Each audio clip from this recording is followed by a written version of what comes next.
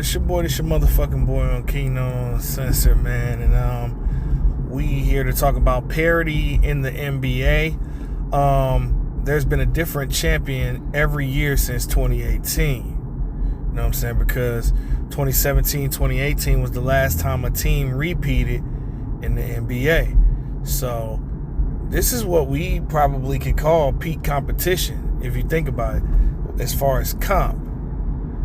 You know what I'm saying? Because it's a different champion every year. Now, me personally, I fucks with the parity because I like different champions and stuff like that. That's my personal preference, though. You know, because there's a guy on ESPN that tried to shit on parity and say, you know what I mean, parity fucking up the game. Now, you know what I'm saying, I feel like this, I think you could make parity a negative, you can make parity a positive. You can make parity a positive by saying that it's a lot of competitive people and it makes you respect those who repeated. It makes you respect those people that actually dominated their era of basketball. And then you could also make it a positive by saying everybody in this era got talent. Everybody got good teams. But again, man, I say this all the time. It all comes down to who the healthiest team. And everybody that win the championship is healthy, is the healthiest team. And it's just so happened to be the New York Knicks. Even Mitchell Robinson with a fucked up hand, he played. De'Aaron Fox was hurt. He was playing hurt. But he laced his shoes up and played just like everybody else. But it come down to the healthiest team. It don't come down to the most talented team. It don't come down to the team with the most solid role players. Whoever's the healthiest probably gonna win the championship. And that's just bottom line. Now me, I'm cool with parity and stuff like that.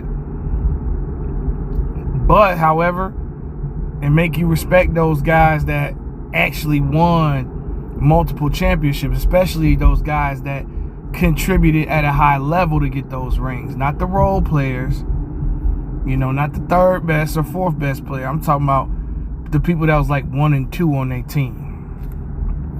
Make you appreciate MJ for three-peating twice.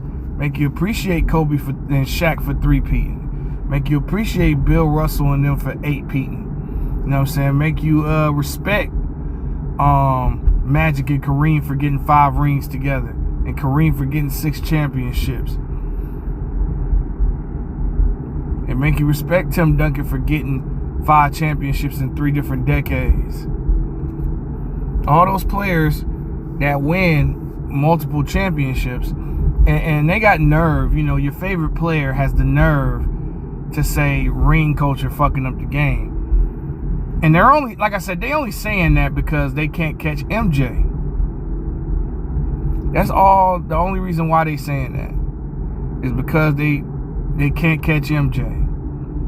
And even if they did catch MJ, it still ain't gonna hit the same. Motherfuckers still lost in the finals all them goddamn times. Niggas can't catch him. They can't catch Kobe. You know what I'm saying? Make you appreciate Steph Curry. Appreciate Isaiah Thomas for repeating.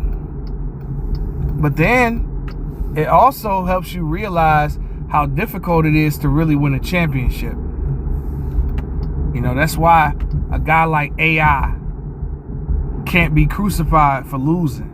You know what I'm saying? A guy like AI can't be crucified for not winning the title. A guy like Karl Malone, who been to multiple NBA finals with John Stockton and shit. Now that hurts him as far as like being a top 10, top 15, top 20 player of all time and stuff like that. But you look at a Charles Barkley, you look at a guy like Elgin Baylor, and you start to appreciate every player, whether they got championships or not. Just being an accomplished NBA player is enough, in my opinion. Now, obviously, people are going to rank who they rank, where they rank them for their own reasons. And then it also helps you appreciate Hakeem Olajuwon. Can't forget about Hakeem. But this goes to show you like how tough it is to dominate today. For you to be it's tough. It's tough to be a dynasty in today's era. If you look at the guys that have won championships, say, since the last repeat, right? You got Curry that got 2. You got Clay that got 2. You know what I'm saying? Bron only got 1 in the last damn near decade. Since 2018, he's only got 1. You know what I'm saying? You look at Drew Holiday, he got 2. You know what I'm saying? OG Anunoby got 2. Kawhi Leonard got 1. Giannis got 1. Tatum and Brown got 1.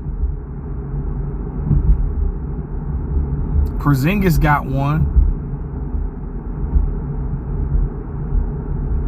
Kyrie went to another final. Luka went to a final. Shea got 1. Alex Caruso got 2. 1.5 in his eyes. KCP ended up, I think he got 2. Yup, KCP. It's another guy that got 2. So, at the end of the day, we got to respect, like, players that repeated and players that actually, like, got more than a championship or 2. Because we see how tough it is to win one. You see why a Westbrook ain't got 1. A Harden ain't got 1. You know? And I forgot about Kevin Durant. It's easy to forget about Kevin Durant. No shade.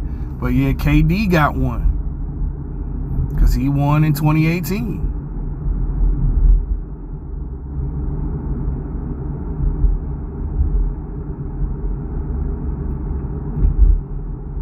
So, I'm not saying that today's talent is better. But what I'm saying is, parity ain't so bad. It's not that bad.